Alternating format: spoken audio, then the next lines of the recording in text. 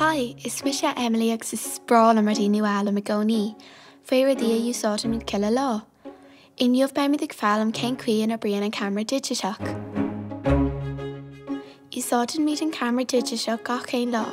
Ho ceannar dóna good fiú. Ach seán com a bhíonar an good is múacha. Cén cuian a brian siad. Cén cuí ar féidir leis an gamra beag im a phone, pictiúr ghlacha mar seo.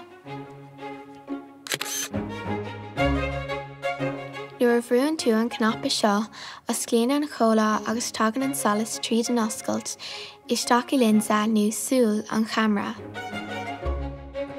Tá sé ar nós curtína thurn siar le solas na gréine scuile isteach, ach le camera ní gá an curtína thurn siar ach ar feadh cúpla millisecond.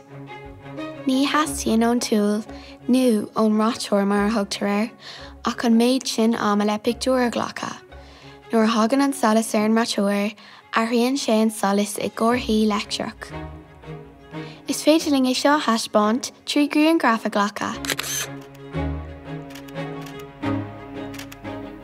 Anois, iompaíonn an camera an solas isteach a bic talíní le sonraí riamharí.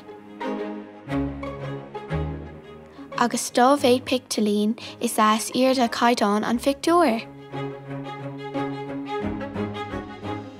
Má chhlacann tú pictiúr de chuine nó de rud a chuig bag a go raibh fearr, tho seán samh go mbeidh an pictiúr de léir.